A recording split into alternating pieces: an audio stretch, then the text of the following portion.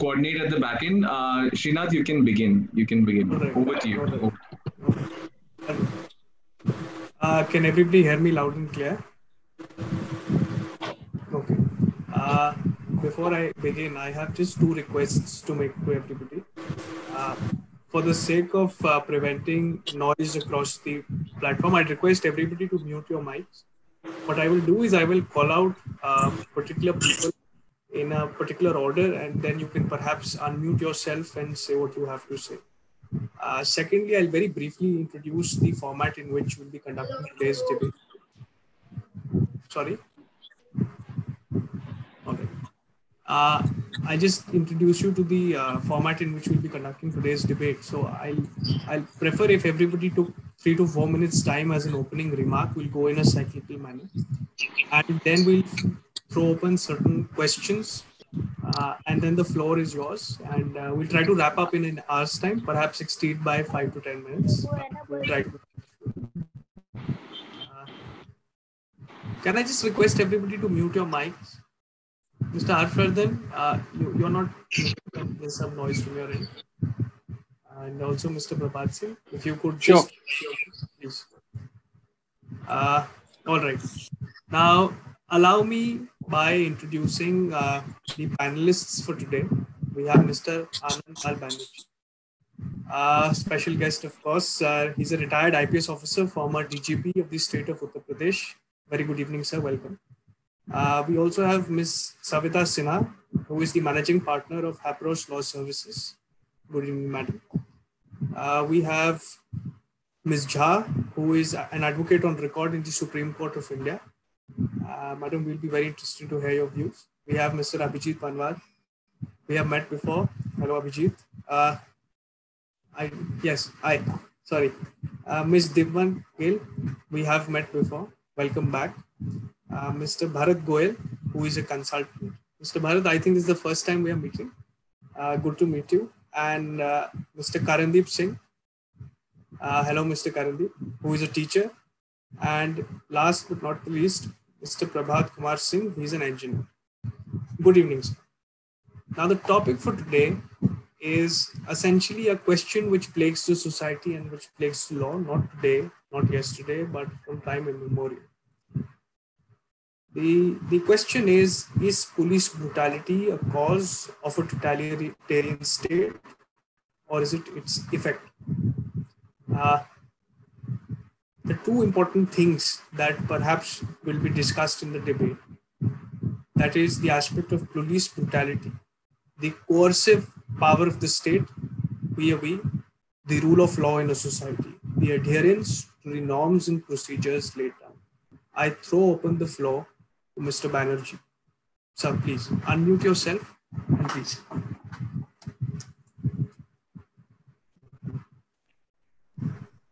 Good evening, ladies and gentlemen. Thank you very much for this opportunity. All of you are younger to me. I'm in my, retirement. I've been retired for the last 5 years. And I've served the Indian Police Service in the state of Uttar Pradesh for about 35 years or a little more. And let me tell you one thing. I enjoy shooting, using weapons, but fortunately for me, never during my time have I been forced to use weapons to either save myself or kill somebody. So I've never really taken part in an encounter, never encouraged it, and never thought it is a correct thing to do. However, there are a couple of facts which emerge as to why are the police so brutal in their methods and why does it behave the way it does. You all have your own views, you all have your own experiences. But let us start at the beginning. 1861, 1857, the revolt takes place. I call it a revolt. It's a first battle of independence, whatever you feel like. And 1861, the Indian Police Act is made. The Police Act says what the police is going to do. The four major things that we do is prevent and detect crime and maintain law and order. But what happened is that this cannot be separated from the, or this has not been separated from the political masters. In the Constitution, law and order or law and public order come under the state subjects entirely.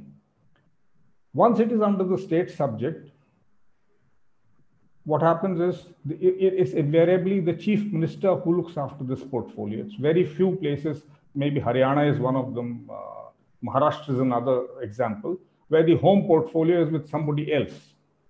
Still, the chief minister tends to overrule most of these things.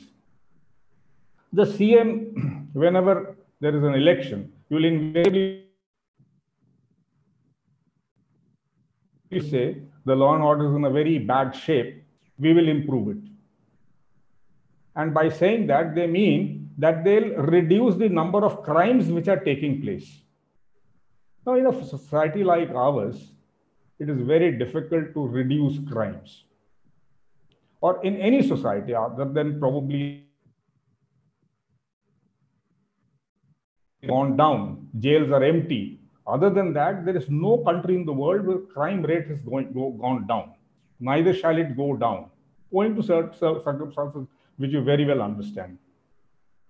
So what is the police supposed to do?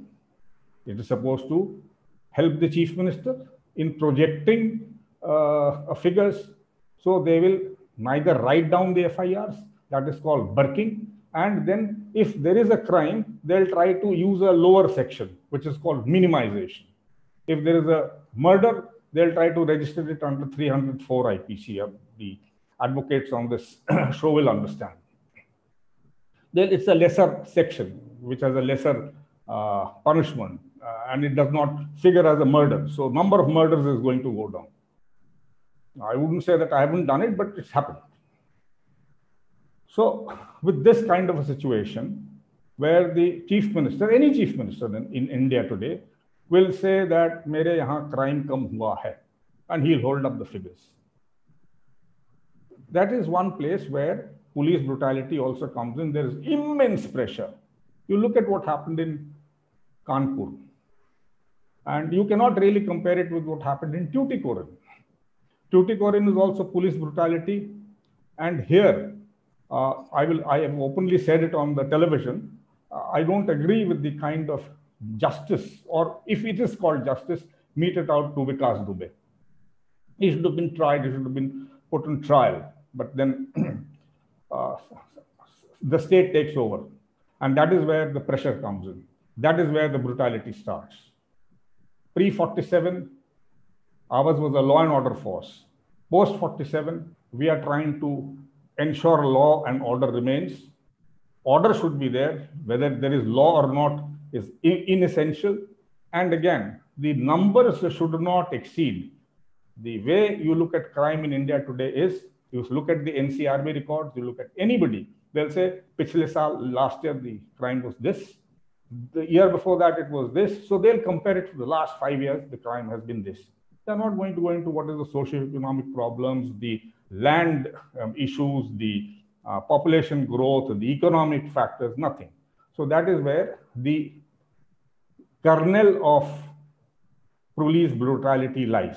Where we feel that we have felt, I have felt, I can just tell you that बस यही हम डंडा मार लेंगे, यहीं पर justice हो जाएगा, बिकॉज कब कोर्ट में ले जाएंगे, कब क्या करेंगे, हमें नहीं मालूम.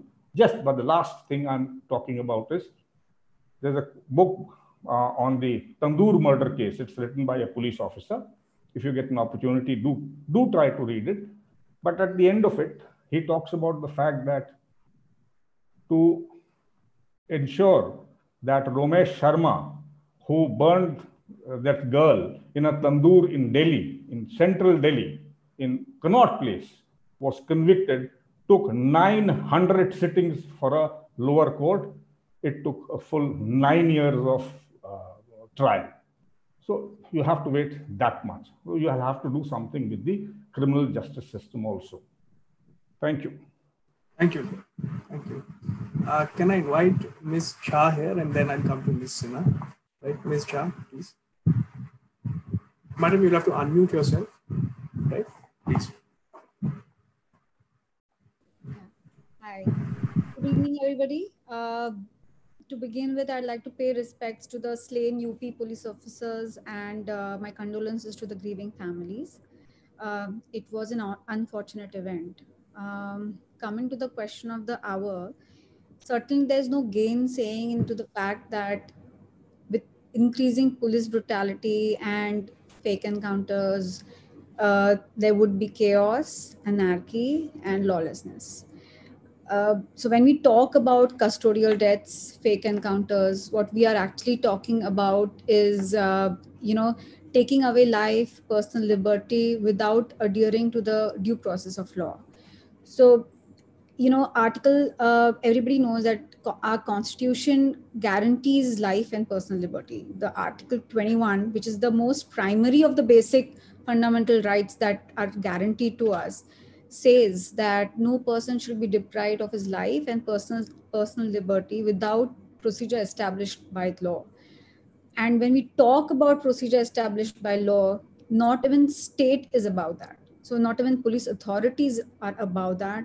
So when we allow the police or the state to do acts without following proper procedure, we are becoming the judge, the jury, and the executioner. And at that rate, there would be no requirement of a judiciary. Everybody will start taking things in their hand and dispense justice as that person may think right.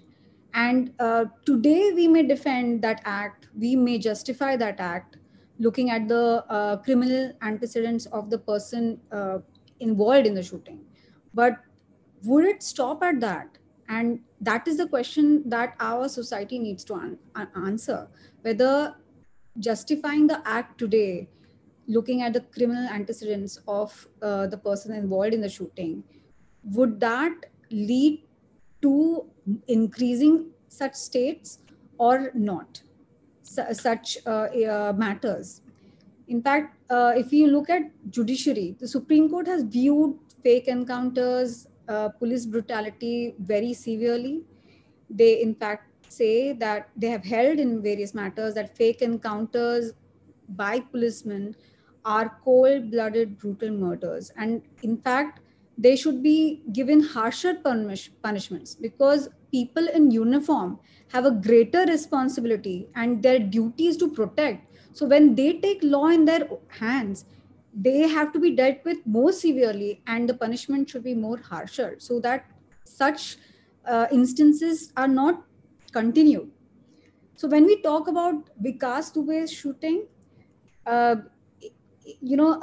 right now, all I can say about that is that there should be a proper investigation by a competent authority in the incident.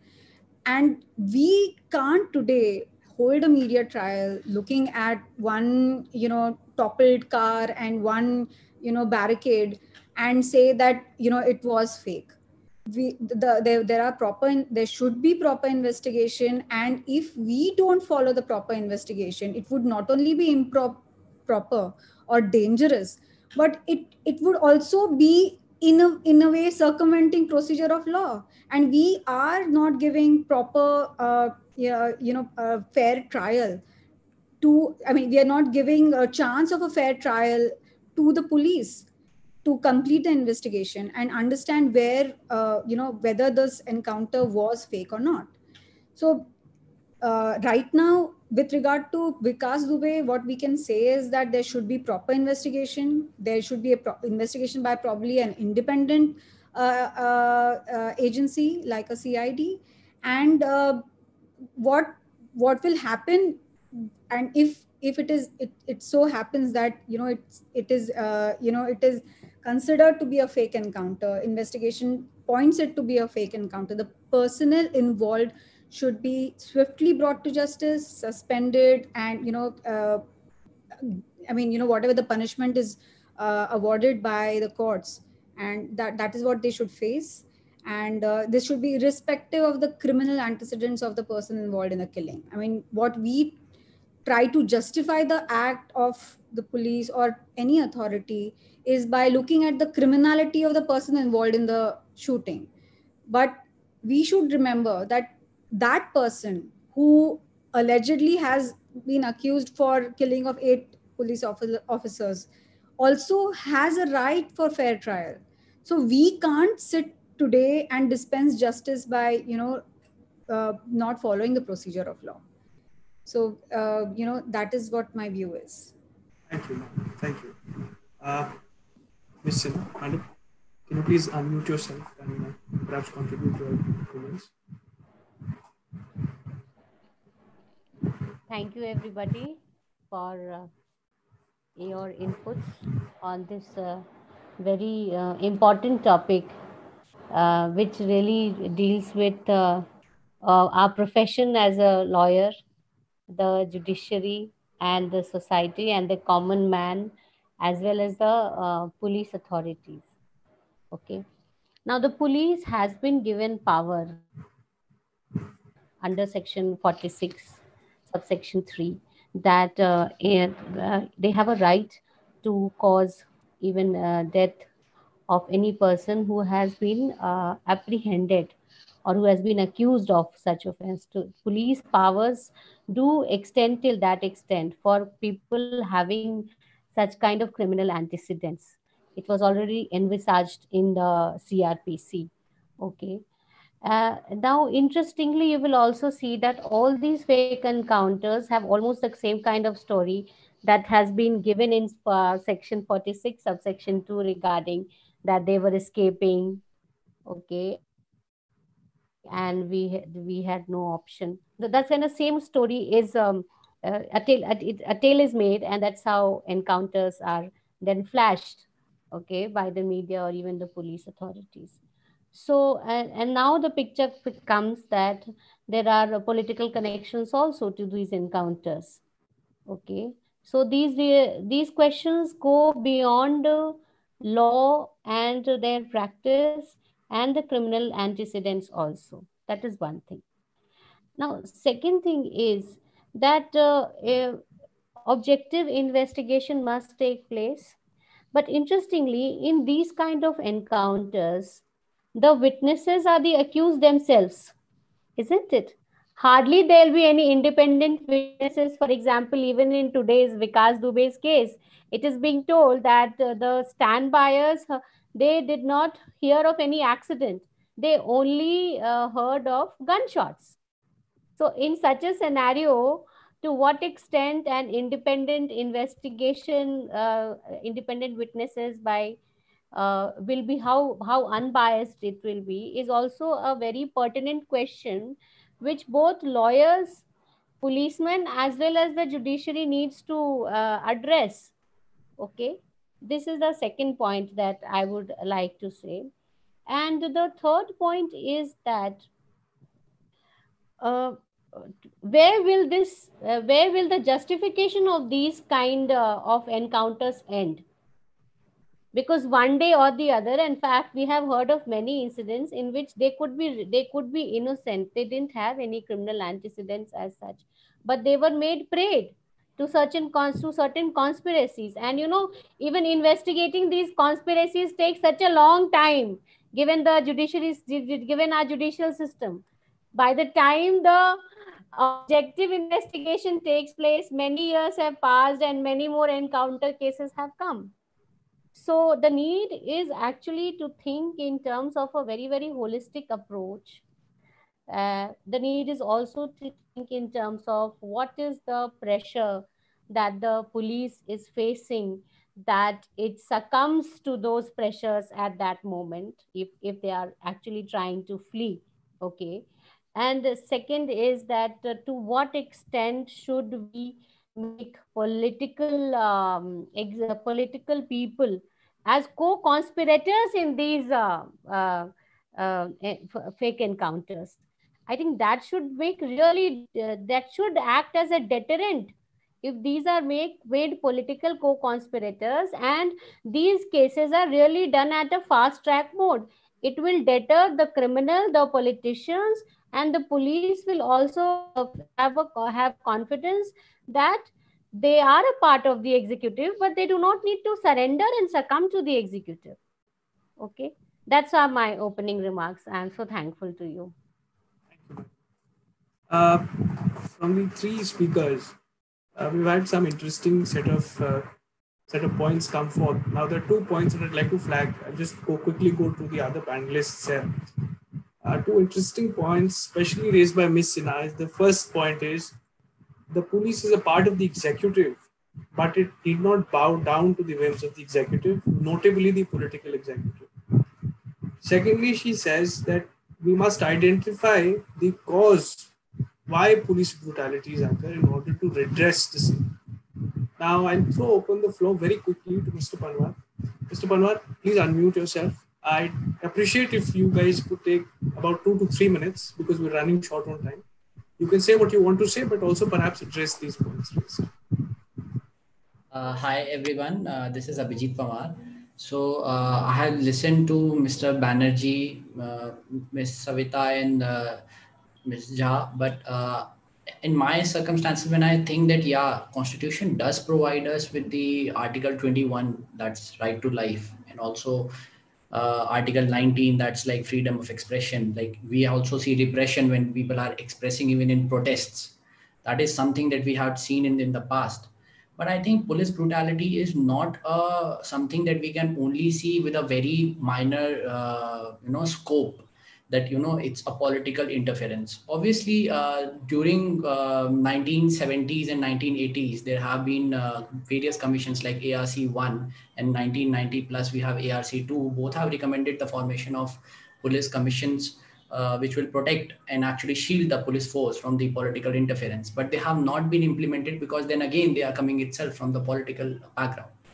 Now, I think when we are looking at it from a very legal point of view, as Sinha and Ms. Jha have clearly said that, yeah, that in most of the cases, we are seeing that a particular act is being done as per the law, that is the CRPC that Mrs. Sinha has clearly mentioned.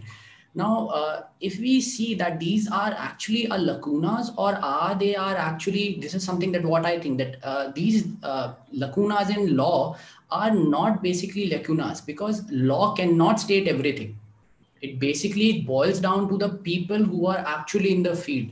If a person has power and wants to abuse his power, at the end of the day, the power lies with him.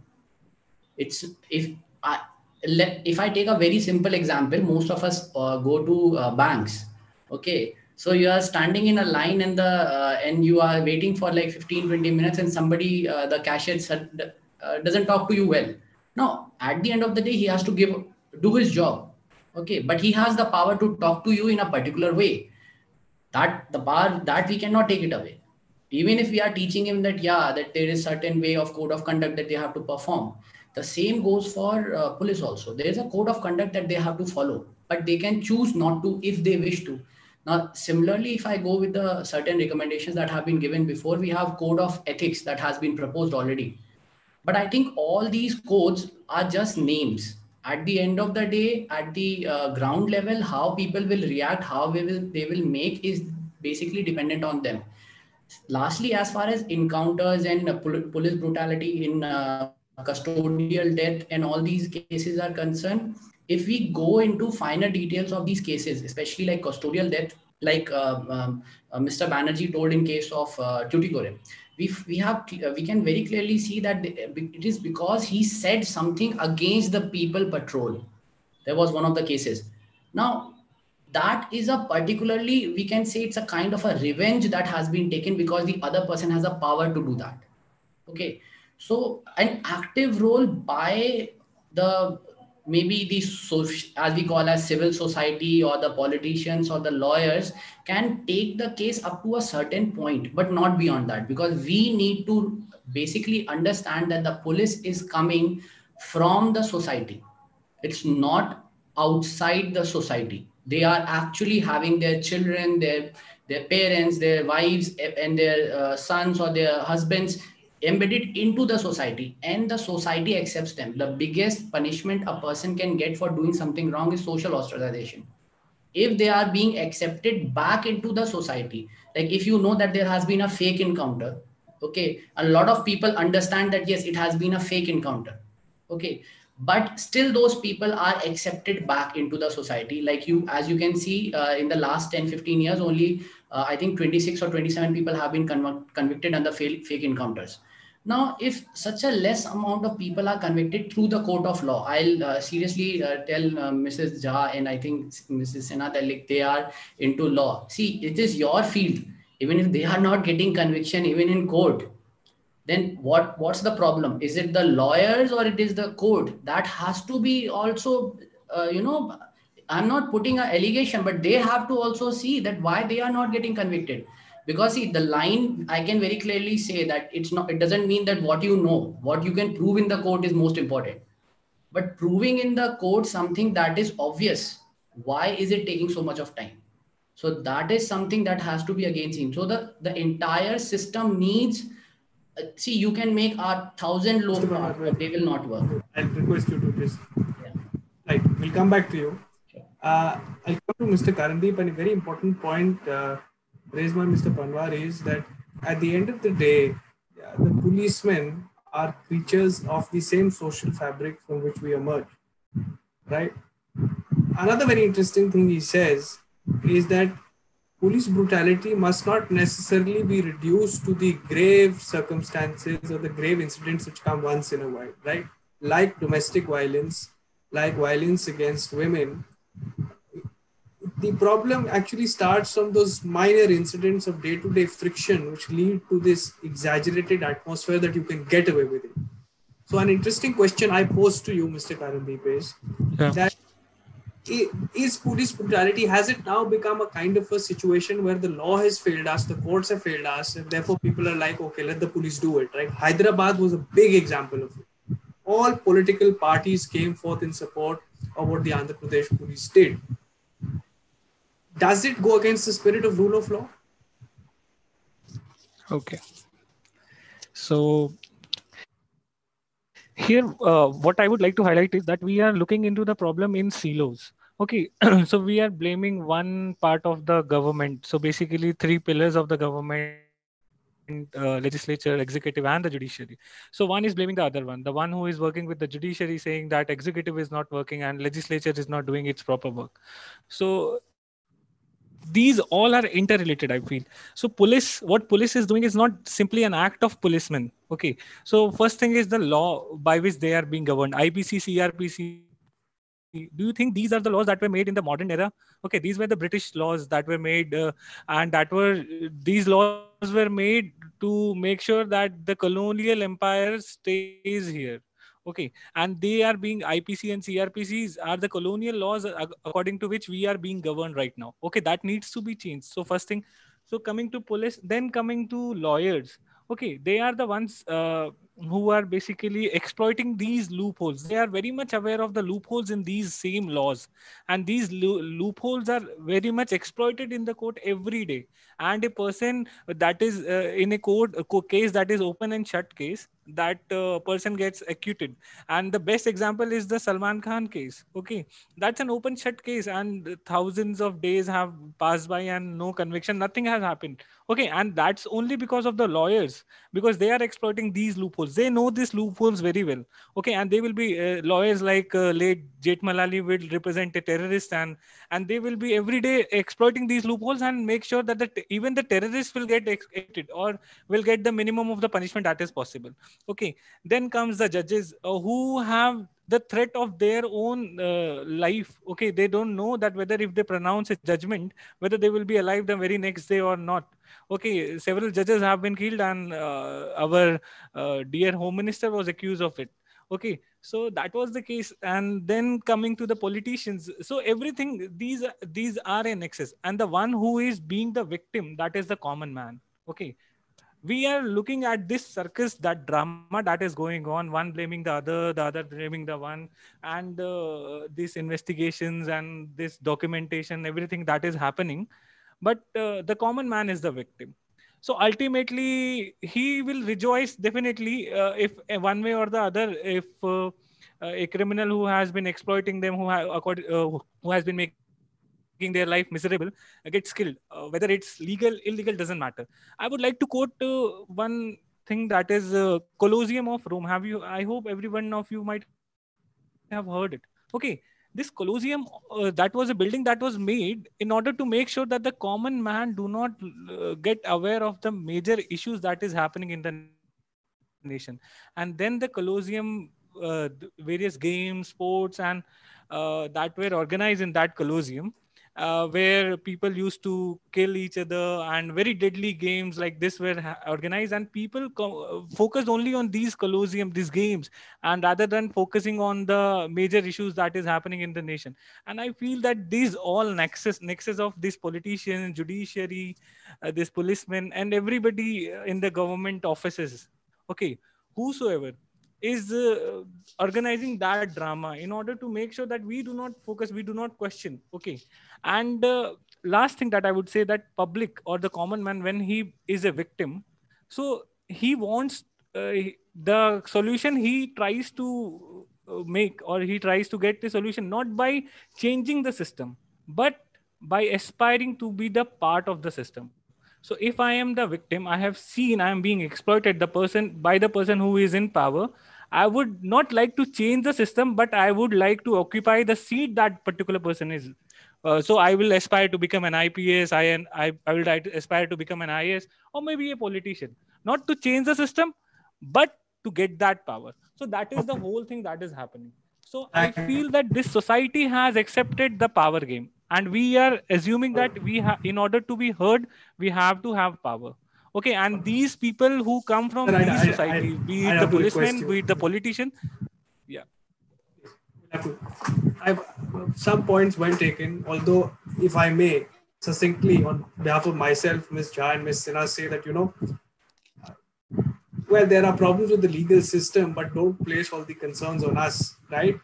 You move with a predisposition that somebody accused of a crime is guilty, and because he's not convicted by the system, therefore you hold the system accountable. And that's your testing parameter for a judicial act done rightly or wrongly, right? So you have your own set of biases. Now, just because the system doesn't work all the time is no ground to completely throw it off. We are not close to questioning. In fact, lawyers are most self-aware of what is wrong with them.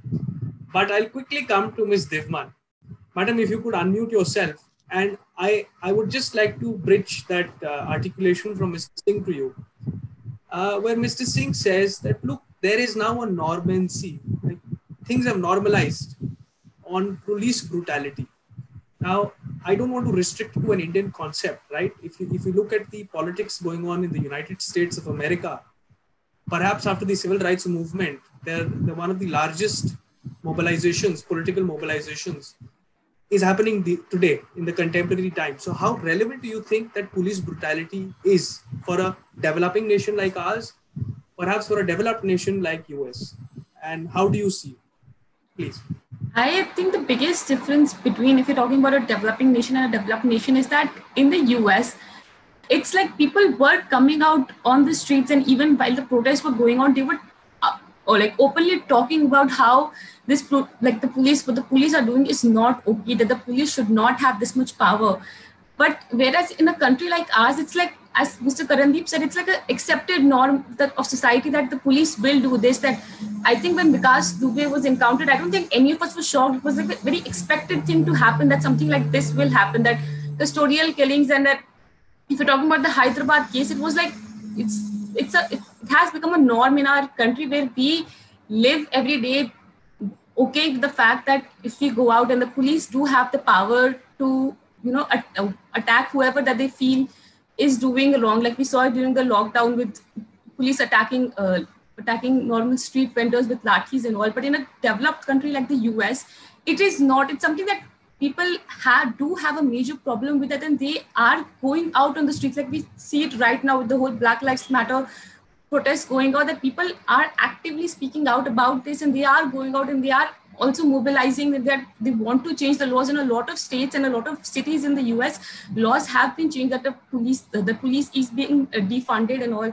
But we don't see that in India, because in a developing country, I feel like we generally, in a sort of sense, we feel like we have bigger problems to tackle than all of this. That if we think that there is just like if it's a criminal or something like Vikas Dubey, no, not many human rights activists will come out and say that हाँ इसके साथ जो हुआ गलत हुआ, because he was a criminal. He almost, I think, killed 8 people, like 8 policemen and all.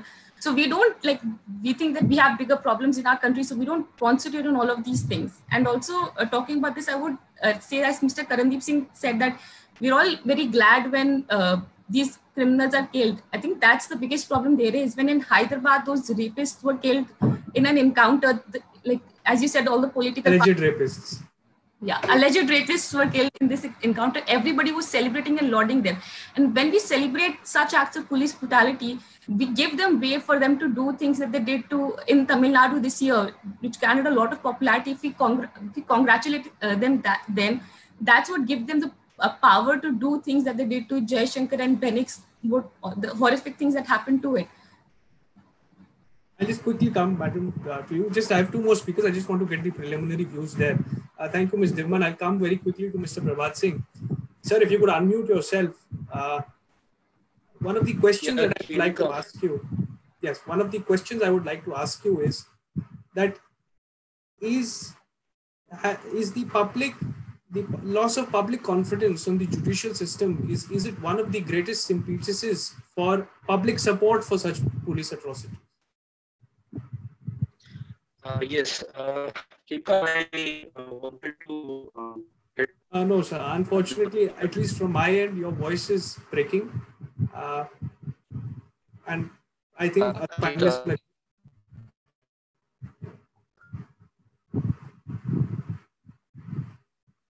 sir, we can't hear you.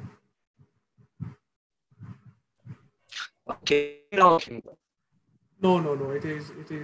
If Mr. Singh can actually turn off his camera and then probably speak. Yeah.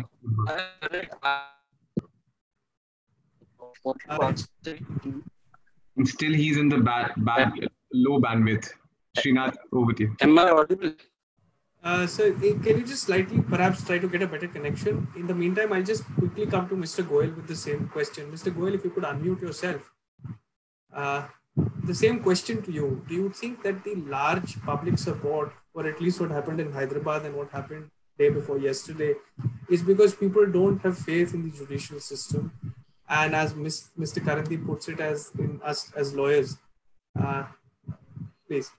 I think the whole, am I audible? Yes, perfectly. So I think the problem is that, if we look at the judicial aspect of it, I think our priority, which makes sense to me, is coming to the right decision instead of going to a fast decision, right? So I personally feel that if we talk about how it is taking a lot of time for the cases and how that could probably be one of the causes for the custodial deaths, or how torture is being introduced into the questioning of potential victims, potential convicts. So I don't think that the public's dismay with the whole judicial process should be one of the factors in these questionings or the custodial kind of engagements with the potential convicts.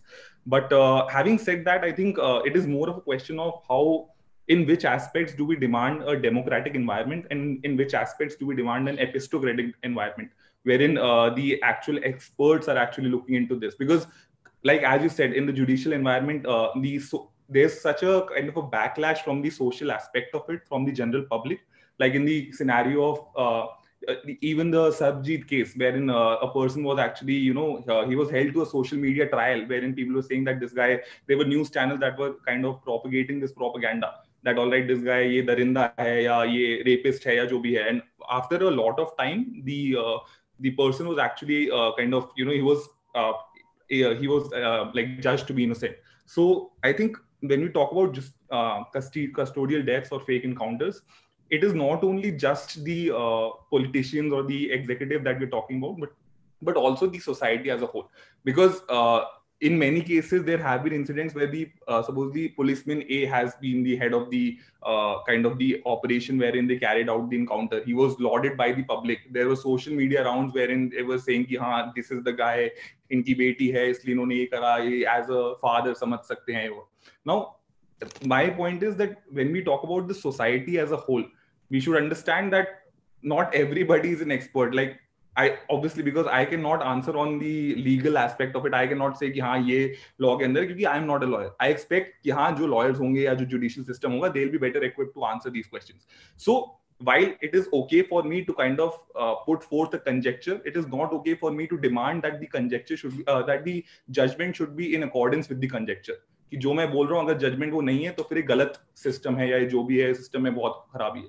So there has to be some sort of a faith in the people who are actually running this judiciary, whether it be the lawyers, whether it be the judges, whether it be the whole system.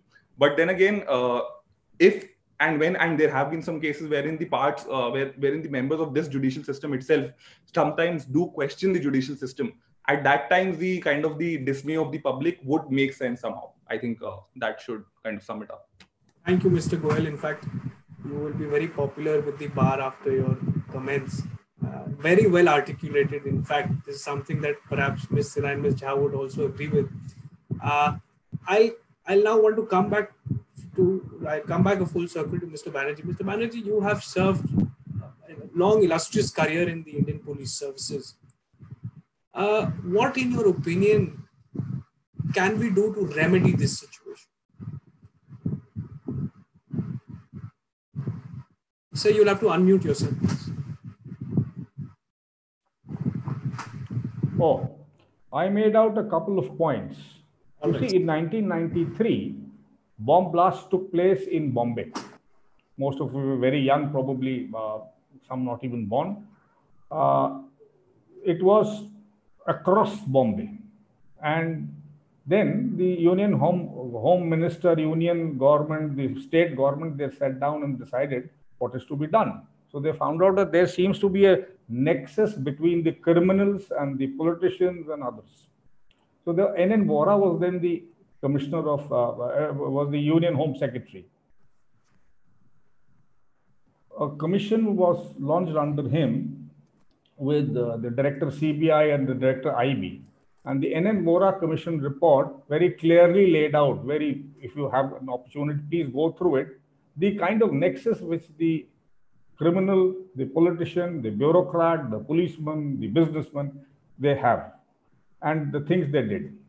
But somehow along the line, somewhere along the line, this report, along with its 5 annexures, which were never made public, have not come to the notice of anybody, or not, rather, it's not been acted upon. One of the things is that probably you have to take this into account. Do you need to revisit the Vora Commission report and do something about it to get rid of all this nonsense that is happening? Secondly is that, remember one thing, the first thing that will come to the mind of everybody else here would be, why shouldn't the police be reformed? Wonderful. Please reform us. Please reform the police. But we are part of the criminal justice system. If you do not do anything to the other parts of the criminal justice system, we will remain where we are. We will keep plodding, we'll keep doing a forward defensive stroke on cricket. We won't go beyond that. So there is a Justice Malimat Commission report which talked about it, but which became very controversial. It's also been shelved. The last proper police commission report which was acted upon was done in 1902-1903. Lord Curzon was its author. Not author, but he's the man who implemented it. Since then, we've had n number of police commission reports, huge voluminous documents all across, but not really much has been done as far as reforms of the entire system is concerned. I don't know how many of you have ever been to district courts. Have you? If you have been to district, now there I can see that smile, okay? So you have to reform it somewhere. You cannot exist in that kind of a situation. In that kind of a situation, we get a conviction rate of 30%. That is amazing. That's very high. It should be higher. And then do you, like Srinath, you've been to, you've done your law in England, so has Shrey. You'll realize one thing, that when the courts were constituted in England around 1400s, they had to go to the people. The people didn't come to them. So you had to have some kind of a reliance on the court. You knew that you could rely on them. And today it has come to such a pass in England that when Boris Johnson prorogued the Parliament, the matter went up before the Scottish Court, then before the Scotland High Court, and before the Supreme Court. The whole matter took less than 3 months to be decided that he cannot prorogue the parliament because of the Brexit. That is last year, if you remember. I don't know. So we have to make sure that our judicial system works. It is certain and it is swift. It is certain and it is swift. That is one of the things. And then it has to be time bound. We may make mistakes along the way. It invariably will happen, but that is the way I feel it should start off. That is my side of the story. You will have a better way to look at it. You will have a different way to look at it. All these ladies, these gentlemen who've been studying law, who are practicing law, etc. Please come up. You see, right now, I would like all of you to take up one particular matter. You see, the union government has gone ahead or is trying to go ahead with criminal acts to be reformed. And it's a very hurried kind of a thing. Please intervene. IPC, CRPC just cannot be hurriedly amended. It has to take into account everybody. The 5 people in the committee are only from Delhi, all males. Why? What about the others? What about the other stakeholders? Please intervene. That is my appeal to you guys. Thank you very much for your views, sir. I'll come quickly to Ms. Jha. Ms. Jha, your suggestions or anything you want to say in this situation? Yeah, actually, I too have made certain notes, and I wanted to say that, in the criminal justice dispensing system, there are several wheels that are working together: the police, the judiciary. You can't pinpoint police need to be reformed, the judges need to be better, the lawyers need to do their job. Like Mr. Banerjee was saying, not one person can reform this. When you talk about why the judiciary is not doing its job, judiciary will do the job of what is presented before it. So if there is proper investigation in the matter, so if the police start doing their job with regard to investigation, and they put up the case, the best case in the chart sheet, the trial will go as per the evidence which is there on record. They will proceed as per the details and the documents and the facts that they have in forth. They will not go as per the media trial. So today on media, we may say, there has been no firing by Vikas Dubey, there has not been anything, and still he was killed in the encounter. That is media trial. That is not judicial trial. Judicial trial works on a completely different footing. The judge would be looking at the evidence produced. They will have various aspects seen, and that definitely does take time.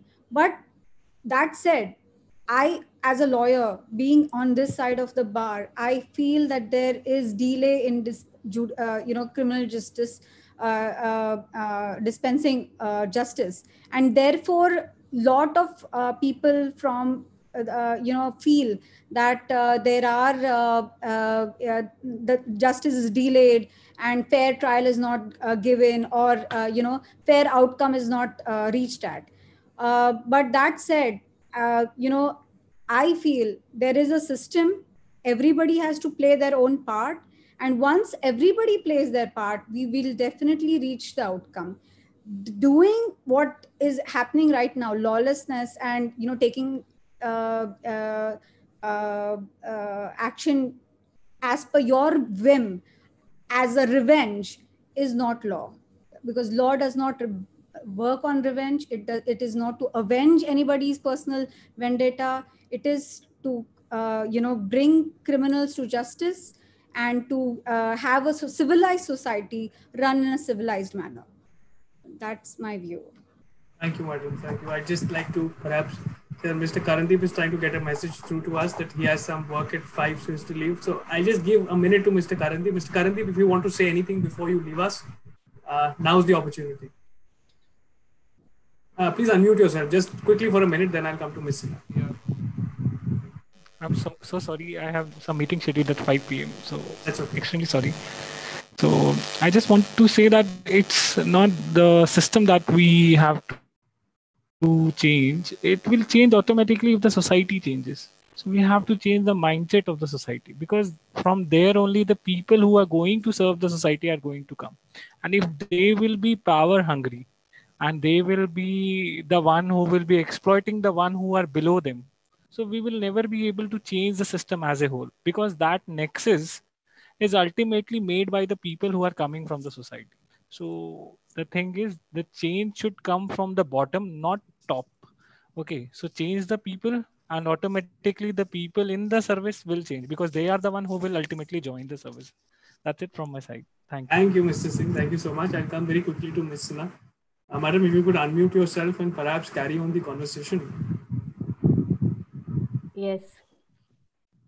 In response to Mr. Banerjee and Ms. Jha, that we need to, that all these three are wheels of the judicial system: the police, the judiciary, and the lawyers. Very basic pointers I would like to give. The best way to derail any police investigation is to have a very, very deficient, vague charge sheet. It's a very simple. Anyone practicing law knows it, and it is applied. And it is especially applied when fake cases happen to close people. You are understanding? Okay. Then this loophole, make a fake charge sheet, is very much used by many people. Okay. So it goes beyond the reform of judiciary and police. Individuals, society, civil society members have to take a stand that no matter what, this kind of interference with the police investigation must not be done. Today it is happening with one family, that justice has not been met because there has been intervention in police investigation. There in later years it could be to your family, to a very closed one. That's one thing we must remember that. And this, you do not need to be a policeman. You don't need to be a responsible civil society member, that this kind of things will not be tolerated. These are things which are out integrity. We blame politicians about being out integrity, and as members of civil society, we also do the same thing. Maybe sometime, maybe in some in past decades, some in future decades, they will be able to do. That's one thing.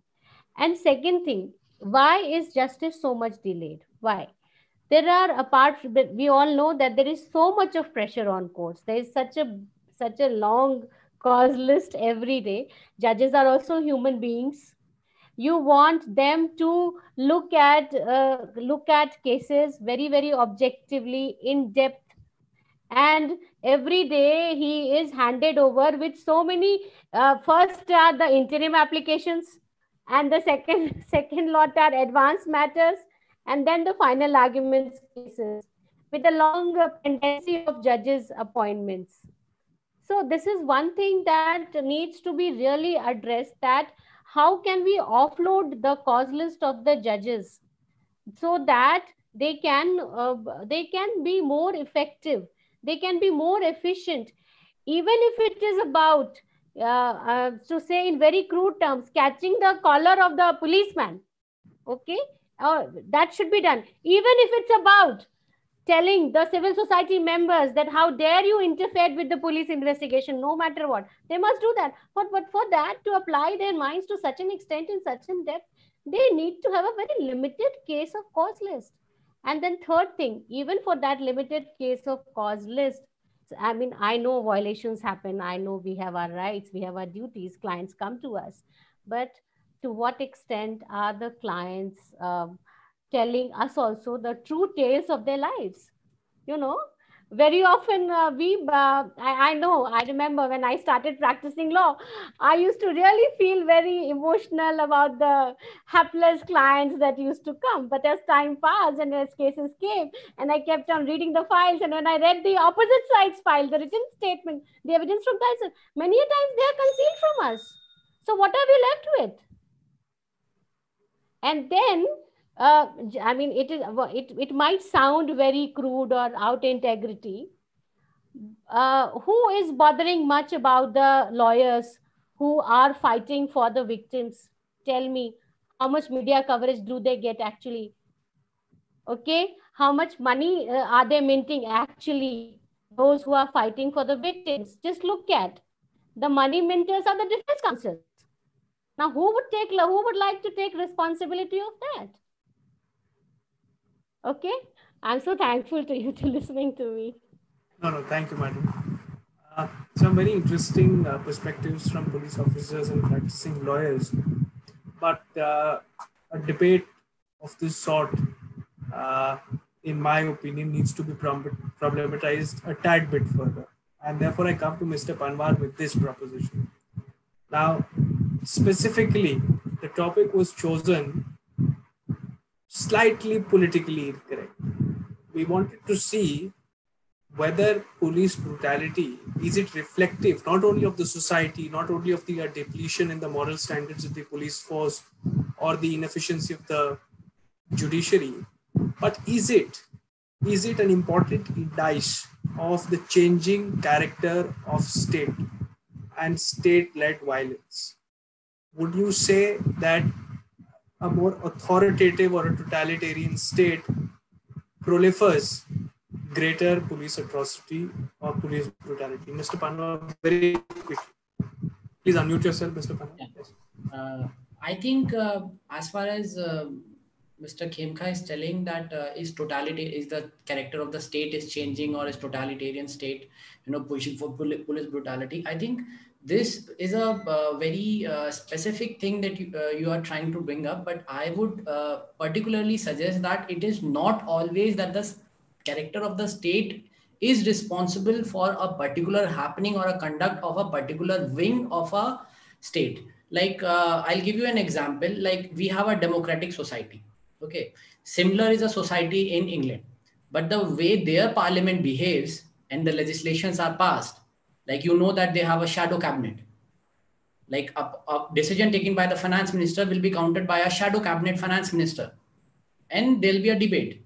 They are not, but even if you go down to a state level, you will even find Sanders being heard at people. Now, it has nothing to do with the characteristic of the state. Okay, first thing is that. Second thing, if you take police brutality cases, let's not focus only on India. If you take all around the world, recent case like Ms. Divman has told that in US, like, Black Lives Matter, that the kind of slogan that is going on, that is also a case of police brutality. And if you know US amendment, the first amendment was the freedom of expression. Okay, even when they have such a huge amount of freedom of expression, even more than what, as if you go through the freedom of expression or index of report, India is way lower. Even in Justice Department, India is way lower. We have like 20 judges per 10 million or so people, in 10 lakh people, like 20 judges for a million. In US, the judges are having actually a power to go and actually, as Mrs. Sinha said, to catch the hold of the, the collar of the policeman and tell him that, take personal thing and ask him that, you have done this wrong, or this charge sheet has to be changed. They have that power, and they are using that because there's not much of population and the ratio is good. But even after all of this, they have cases of police brutality. At least in India, you will not find somebody being choked on the street and being killed, even when he's video filmed and there is CCTV and everything is coming out. I think Mr. Banerjee will totally tell that no policeman is gonna, strangle a person on the road. It's not gonna happen like that. Okay, so this has nothing to do with the changing nature of the state. It is more to do how people are behaving. Is it being acceptable? Is the police force being changed? And it's not about about only the the police force being changed. I think the main reason is that the whole system has to be rethought, because the system came to us from a colonial mindset, and the colonial mindset was that to keep the people under their foot, get work out of them, take the money back to their home country. Today, still we have the same system. Nobody is responsible. I can see the lawyers here telling that, okay, no, police is there. We are facing these issues. Nobody is still forming a part of the chain. Everybody is acting individually, and that is the major problem. If a policeman says that, dude, I'm bringing this case, this is my charge sheet, you fight my case, and I'll make sure that I get you everything. Why won't a lawyer do that? And if a lawyer says, no, dude, I can't do this. It's not possible for me to, stand, tall, and I'm not getting money out of it. I don't think so. If you have joined a profession, then you know the pros and cons of profession. If a policeman has joined police force and he's earning 22,000 rupees a month and he's standing in the sun and making the roads clear for you, it is because he knew it beforehand that this is my job and he wants to do it. If you are joining public service, whether it's a lawyer, it's a judge, it's a policeman, if you are joining a public service, you are coming for the public, not for your own benefits. If you're coming for your own benefits, then please be like me, do an engineering, do an MBA, start earning a lot of money. Probably that will suffice you. So that is something that I would obviously tell everybody. So you have to make sure that it's not one thing that goes around. And secondly, I don't think so. Indian state nature has changed, because India is like pretty much the constitution. We have I think the world's lengthiest constitutions. Okay. And I think there are like 22 sections or something.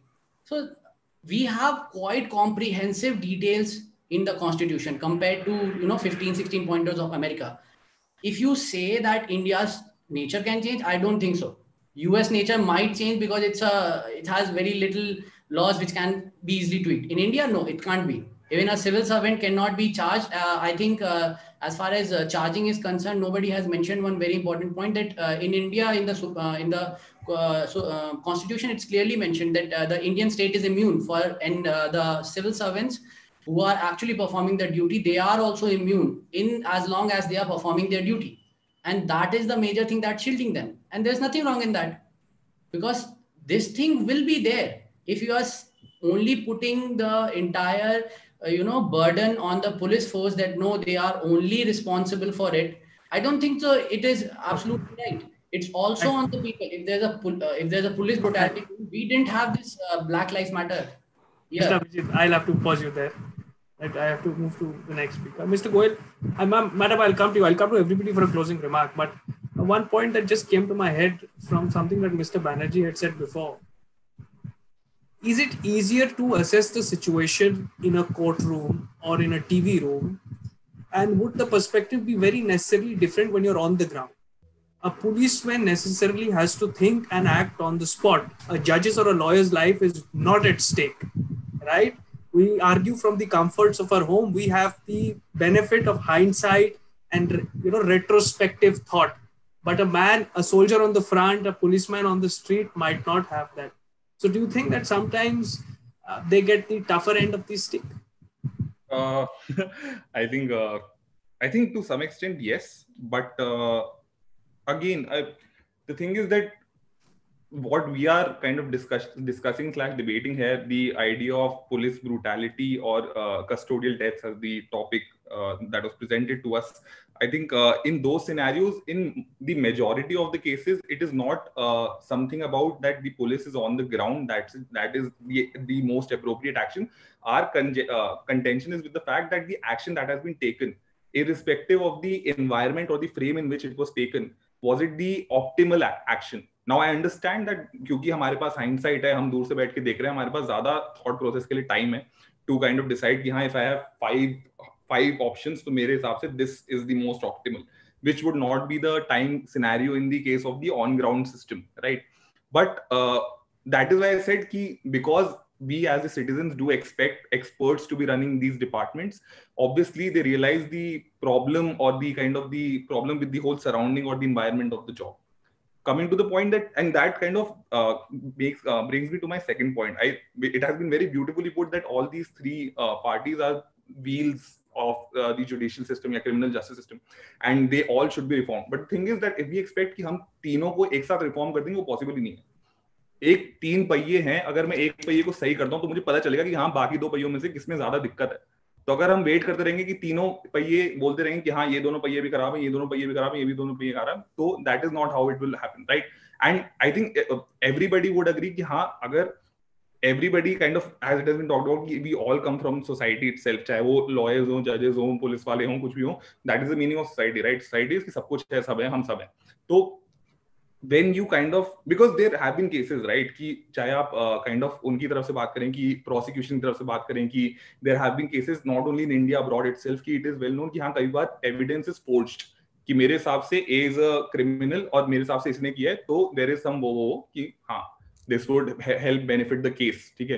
And in case of defense as well, there is कि हाँ ठीक है, there are known instances of lawyers telling their clients to lie under oath, right? In case of the police itself, कि how it is subjective and it is not objective, that कि हाँ उनके हिसाब से ये is the point कि हाँ ये लोग are the criminals and इन्होंने ही करा है. So that is why we get the information out of it, whether it is present or not, कि हम by hook or by crook we get the information. That is all that matters.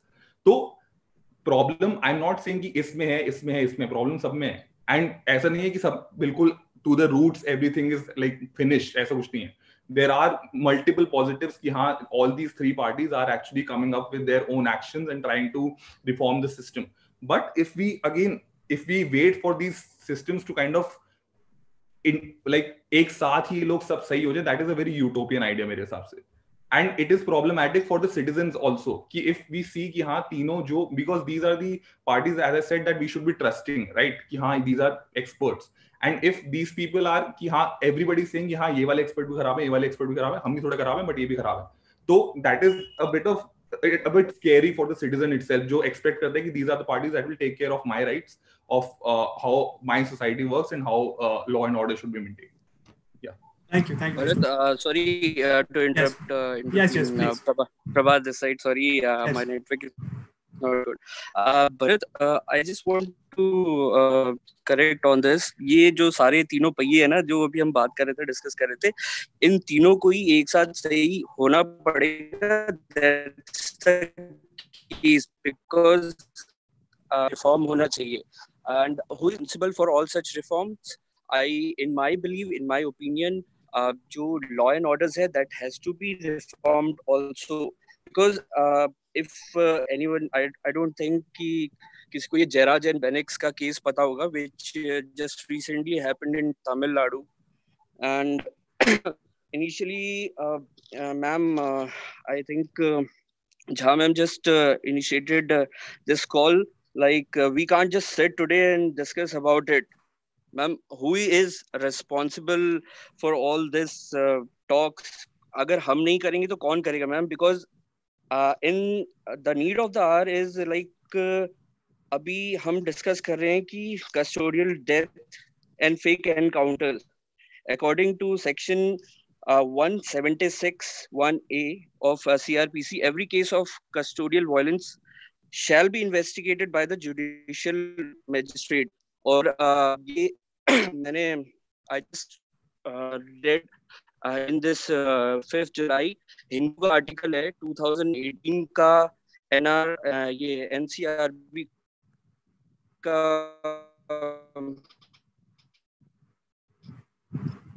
Mr. Singh, I'm afraid your voice is not. We are not able to follow you. You will have to work on your connection. Just quickly answer, Prabhat. Yes, Prabhat, I never said that no one should raise their voice against such violence, or we should not. It was just the other way around. In fact, what I'm trying to tell is that we should not defend any acts of brutality, be it in case of Vikas Dubey, if it is eventually proved to be brutality or excess of authority.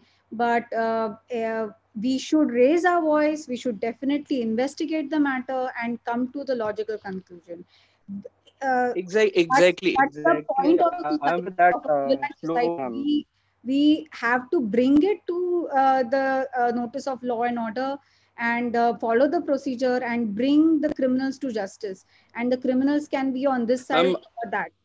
So, I'm Mr. sorry Singh, to can you interrupt just you. quickly complete your point, Mr. Singh? Law Commission recommended twice in his 113th and 152nd report that the intersection of 140B in the Indian Evidence Act 1972, which reverses the burden of proof, जहाँ पे police custodial death में मतलब just like in Jayaraj and Bennix case has happened, जहां पर उन्होंने सिर्फ lockdown shops की वजह से उन्होंने बोला कि आपने कुछ ऐसे रिमार्क बोले और वहां पर not even a single case has been registered against them, और यहाँ पर अब जाके मजिस्ट्रेट ने एक्शन लिया है, सीआईडी सीबीआई का वहां पर ऑर्डर आया है. देन इन टोटल 2018 रिपोर्ट में only 13 policemen were Mr. arrested. Singh, I'll have to stop you there, Mr. Singh.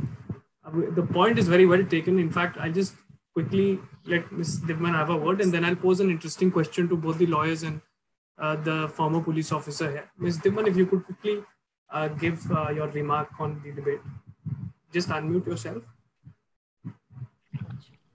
I think as Ms. Sinha talked about how if we talk about the judges in our country, that's one of the biggest problems that people have always talked about, is how overworked all the courts in the country are, that the number of judges is very less, and that's one of the biggest reasons that the judicial process takes so long with any case, like the Nirbhaya case. Even with all of the facts right out there, it took them almost 6 years for them to get from them to get the death penalty. And even up until that last moment, I think that Mr. Kamaldeep has left, but he was talking about how the lawyers will look for loopholes and all. And I would like to talk about how it is the job of the lawyer. If you are defending the accused, it is your job to defend the accused up to your best ability, that you have to look for loopholes up until you can, and you have to, you have to help the accused as well as we are officer. Your voice is not. Your voice is. Madam, we'll come back to her. I said that we are officers of the court. We are not helping the accused. Please note. Yeah, but I'm saying if you're a defense lawyer. No, Divman, in the Article 22, it's for their safety. I mean, legal practitioner has has the right to choose his or her legal practitioner of his choice to for the safety of himself. So you can't question about it, because that's what I'm talking about. Mr. Singh, I request. That's what I'm talking about. That's what I'm saying, that you cannot fault the lawyers for that. It is, if you're a defense lawyer, it is your duty to defend the accused as well as you can. And as from an outsider's point of view, we don't have a lot of faith in the criminal justice system of our country. We do, if it's a small crime, like my mom's purse got snatched a couple of months back, and we filed an FIR, and after that we didn't do anything because we ourselves did not have a lot of faith कि हाँ they will go ahead and वो पकड़ेंगे, फिर हम court में जाएंगे and हम करेंगे. हमें था कि what's the point of elongating this process? हाँ चला गया. And I feel like with a lot of normal small cases, people have that opinion, because looking at from an outsider's point of view, we think that it's going to take so long to get a lawyer and then to go to court, and the courts are blocked up, and the police are not. Point taken. Yeah, the police are not always willing. They're not, because as I said before, also with such small cases, they're not always willing to go to extreme lengths.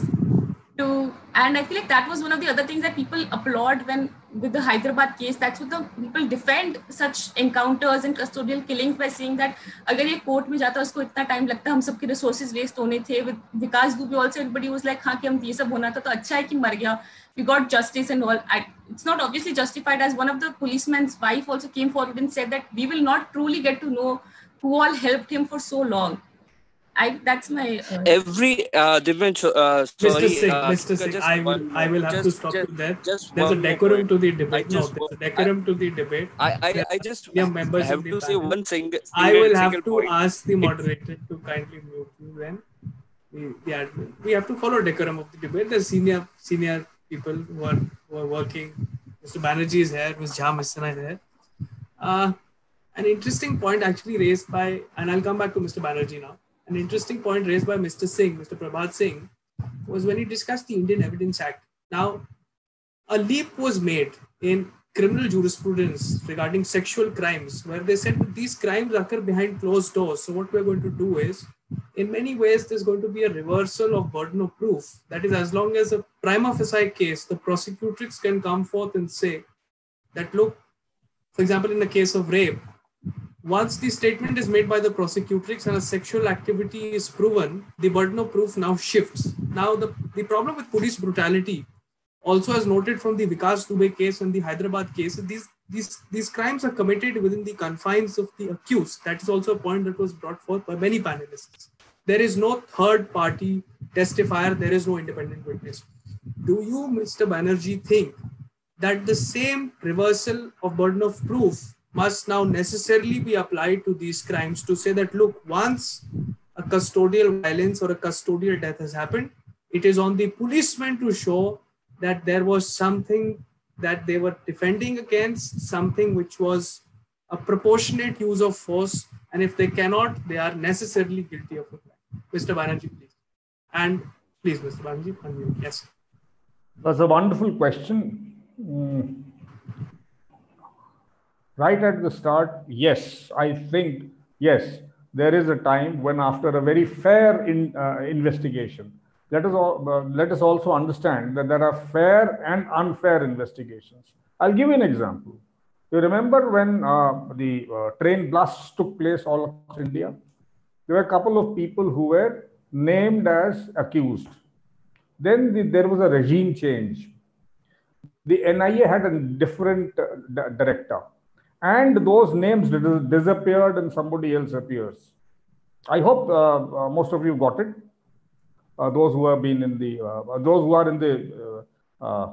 are advocates. So that is I don't know whether that's a fair investigation or an unfair investigation, but those people are completely taken off. So until and unless you ensure a mechanism, and the only mechanism which can ensure a very fair investigation is under judicial scrutiny, under at least a judicial scrutiny of at least a high court monitoring bench, judge, whoever it is. If that is the case, then I think, yes, you can shift the burden of proof, and these cases like Tuticorin or Tuticorin, the Bhopal, if you remember Simi case, they escaped and they were killed, all of them, this Vikas Dubey and the associates. So don't you forget one thing, it is not only Vikas Dubey who has been eliminated. Large number of his henchmen, they equal the number of policemen killed, unfortunately, martyred, I would call it. They too have been bumped off. So you see, again, until and unless there is a very fair investigation for which the Supreme Court is very free to make a law. With that, I'm very grateful to all of you for permitting me to be part of this group. Thank you very much. I have something to do, so kindly excuse me. Thank you so much, Mr. Banerjee. Thank you so much, Mr. Banerjee. Mr. Banerjee has one more session to attend, so he will probably excuse from this debate now. But please, we shall carry on. Sure. I come quickly to Ms. But other than the question I posed to Mr. Banerjee, I would also like to ask you whether can we expect the investigators to be fairly investigated? Can we ask the judges to be fairly judged upon? Recently, the former Chief Justice of India came into question regarding one of the accusations on him, for good or for bad. I will not ask you to comment on that, but a necessary fear arises is that if an entire wing of the machinery is complicit, now these are acts which are not committed by a few policemen, and that is actually the harrowing part of it. This is a larger design. Can it really be investigated upon? And if it can't really be investigated upon, then will the court be able to do any remedy of the situation in the first place? Well, that is a complicated question, because how can we judge something like this sitting here by looking at what the media is showing us? There might be some other aspects to it. There might be accomplices who have not been killed. There are policemen who are not part of the chain. There are, so when that is the reason why to not have faith in investigation, to not have faith in judiciary is again lawlessness, in my view.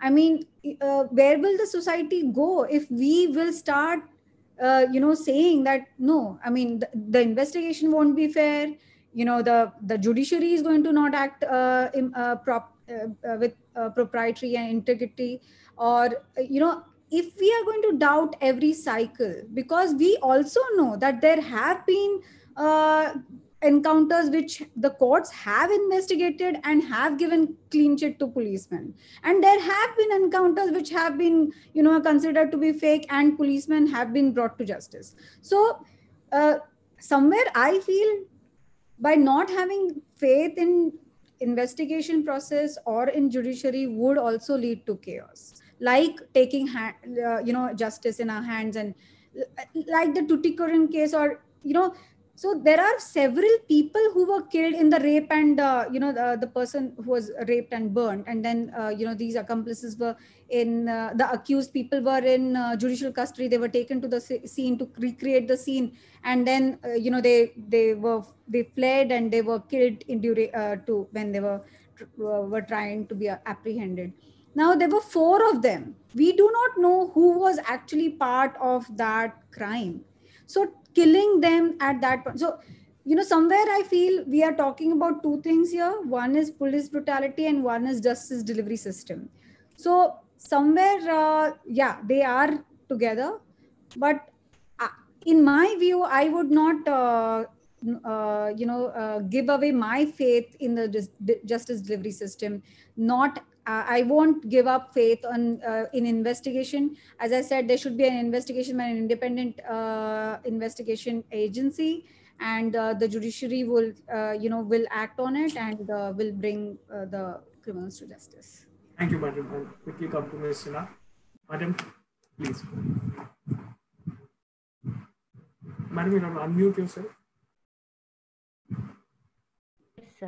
I also fully agree with you, Gandhara, that no matter how much complicated the system is or how many demerits the system has, we have to look for a way out, and way out standing in the taking the route of truth, facts, fairness. We have to take that route, no matter how many defects are there in the system. Okay, it's like, if you remember, I'm going a bit off track, when it was talked about 33% of reservation in parliament for women, then I used to always say that finally, as of now, these men are only going to bring that on table. So you can't fight against them and ask for the right. Okay, be at least that much sensitive to the whole scenario.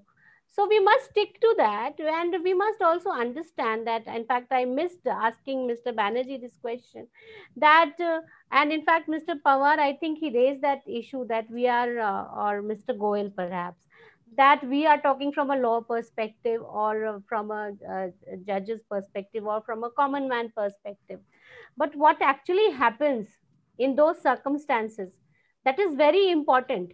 Like Ms. Jha said, that there have been many cases in which policemen have been punished, and there are many cases in which there have been fake encounters court has held.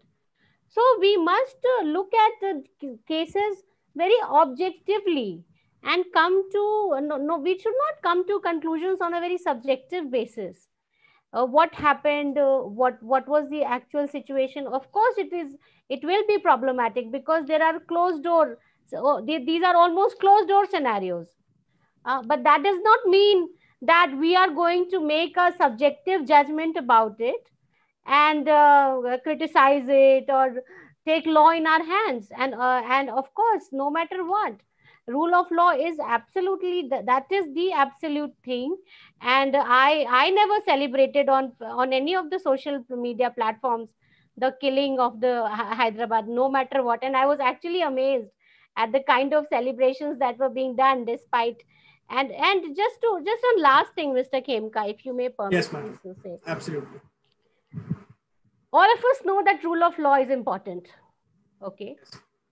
How come there was so much of celebration on encounter killings? Why? Because rule of law is important. It is constitutional. Please realize utopia, ideas. At one level of, at one point of time, one perceives that these are ideas to a certain extent. And you get to the reality of situations. And from there you think that it is really unfair to pass judgments on any of the wheels of the criminal judicial system, no matter what. I'm so thankful to you. Thank you, madam. Unfortunately, because of paucity of time, we will have to conclude this session here. Yes. But I couldn't agree more with the closing remark of Ms. Sinha, where she says that rule of law is not merely a principle or a section embodied under the Constitution. In fact, I say that there are things more eternal and more important than the Constitution, and these are these values. The value to have a system of law is the one which predicates the law in itself. And somewhere we as a society need to reinculcate that feeling. The means necessarily may not result in the best of ends, but the ends can never really justify the means that we take. And with this thought, I will thank everybody. Special thanks to both the senior lawyers for taking the time out, coming here on a Sunday evening. My request is that Mr. Shrey may come online and take over and give a thanks to everybody. Thank you so much. Thank you so much, everyone, for taking out time. I think it was a very, very fruitful discussion and debate. Unfortunately, Mr. Banerjee had to leave. Some question remain unanswered, but I'm sure he is just, I had a quick call with him and he said that I'll be more than happy and willing to come over such discussions again. So that is a good thing. But wonderful remarks and wonderful viewpoints of everyone. Thank you, Srinath, once again. I would just quickly urge Ms. Sinha to just mention something. She has just recently authored a book. So if you can just tell quickly in a minute to all of us and to other viewers on YouTube that, what book it is and how exactly would be benefiting us. Yes. Okay. Thank you so much, Shrey. I have written a book. It's called Rising in Love with Your In-Laws. Unlocking Code to Extraordinary Relationship with Your In-Laws, and it is especially relevant for us because when I have been practicing matrimonial law for the 16 years, and in around 66-70% cases there was some kind of interference of in-laws, and for the past 10 years and I practiced this code for a very long time, say around 10 years, and then I started writing the book. The book was finished in 2017 only, and copyright in 18 and published in 20 because I'm a practicing lawyer. So there was so it is definitely a book to be read about by all of us. It's a self-help and instantly help others book. In these kind of situations, one session counseling may also may not do the wonder, but at every instance, if family members, siblings, parents, daughters, we are all together on this issue, then maybe that helps the family much more. And the agenda is, because I had discussed this with Shrey, that actually the agenda is that if these kind of matrimonial issues, like you were saying, Srinath was saying, like domestic violence cases and all, they come up, they become severe after a certain point of time.